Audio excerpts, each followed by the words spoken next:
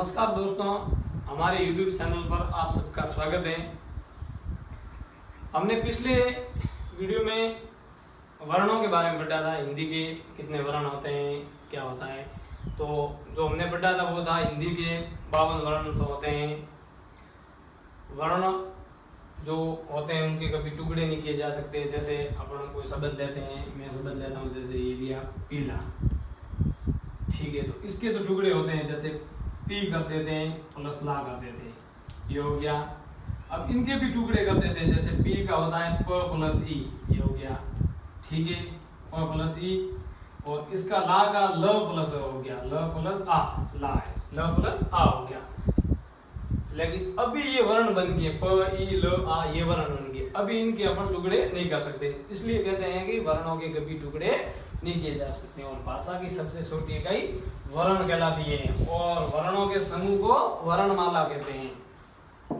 हमने वर्णों के बारे में यहाँ तक पढ़ा था। अभी आगे अपन इसके भेदों के बारे में पढ़ेंगे।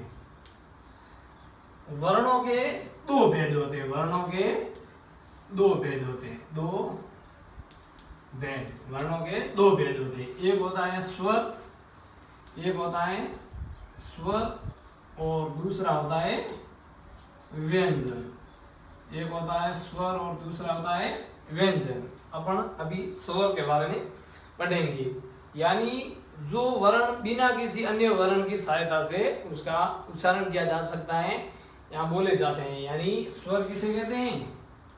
स्वर, यानी जो वर्ण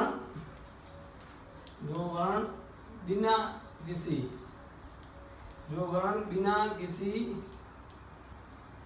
अन्य वर्ण की सहायता से, बिना किसी अन्य वर्ण की सहायता से, बिना किसी अन्य वर्ण की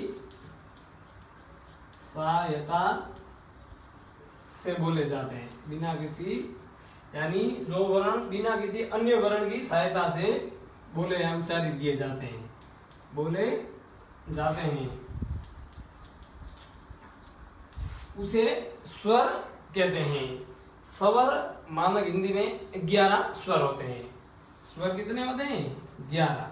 मानक हिंदी में स्वर 11 होते हैं। 11 कौन से? देखो, अ, आ, छोटी, बड़ी, छोटाऊ, बड़ाऊ, री, ए, आई, ओ और आउ, ये 11 स्वर कहलाते हैं। 1 2 3 4 5 6 7 8 9 10 और 11, यानी हिंदी में स्वर कुल कितने होते हैं?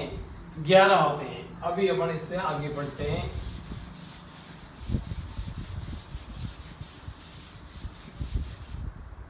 अभी अपन पढ़ते हैं स्वरों के भेद। अब स्वर के बारे में पता कर लिया कि जो किसी अन्य वर्ण की सहायता के बिना ही उसका उच्चारण यहाँ बोले जाते हैं, उसे स्वर कहते हैं। अब स्वरों के भेद, स्वर के कितने भेद होते हैं? स्वर के भेद, स्वर के 3 भेद होते हैं। कितने होते हैं? 3। स्वर के भेद कितने होते हैं? 3 होते हैं। पहला होता है ह्रस्व स्वर, ह्रस्व स्वर, ये है पहला। दूसरा होता है दीर्घ स्वर, दूसरा होता है दीर्घ स्वर। और जो तीसरा होता है, तीसरा वो होता है प्लुत स्वर। वो कौन सा होता है? प्लुत स्वर। ये स्वरों के 3 भेद होते हैं। अब ह्रस्व स्वर कौन से या किसे कहते हैं? दीर्घ स्वर, प्लुत स्वर, इसके बारे में अपन पढ़ेंगे। अब पहला है ह्रस्व स्वर। अपन लेते हैं पहला ह्रस्व स्वर, यानी ह्रस्व स्वर किसे कहते हैं? यानी जिसका उच्चारण कम समय में होता है, यानी जिसके उच्चारण में कम समय लगता है, जिसके उच्चारण में कम, एकदम कम में कम समय लगता है, जिसके उच्चारण में कम समय लगता है, यानी उच्चारण करते हैं ना, बोलते हैं मुख से उच्चारण करते हैं, जिसके उच्चारण में कम समय लगता है, उसे क्या कहते हैं? ह्रस्व स्वर कहते हैं। देखो इसमें अ, ई, उ, री, ये किस में आते हैं? ह्रस्व स्वर में आते हैं। इसके बाद में दूसरा है दीर्घ स्वर। दूसरा अपन पढ़ते हैं दीर्घ स्वर। दीर्घ स्वर यानी जिसके उच्चारण में ह्रस्व स्वर से 2 गुना ज्यादा समय लगता है उसे कहते हैं दीर्घ स्वर। आया समझ में? यानी जिसके उच्चारण में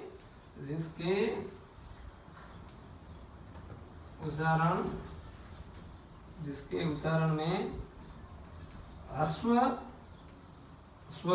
स्वर से 2 गुना, ह्रस्व स्वर से 2 गुना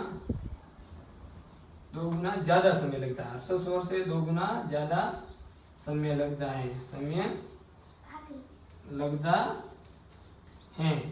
उसे कहते हैं दीर्घ स्वर। अभी दीर्घ स्वर कौन से आते हैं ये मैं इधर दिखवा देता हूँ। दीर्घ स्वर में आता है आ, बड़ी, बड़ाऊ, ए, आई, ये 7 होते हैं। ओ,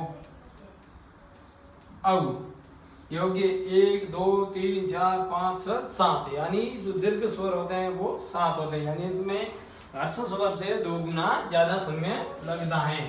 अभी इसके बाद में तीसरा है वो है प्लुत स्वर। तीसरा है वो कौन सा है? प्लुत स्वर है। तीसरा है प्लुत स्वर। इसमें क्या होता है? इसमें ह्रस्व स्वर से 3 गुना ज्यादा समय लगता है। यानी जिसके उच्चारण में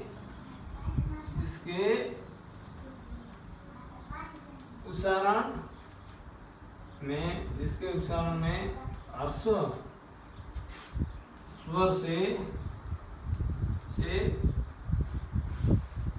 3 गुना ज्यादा समय लगता है।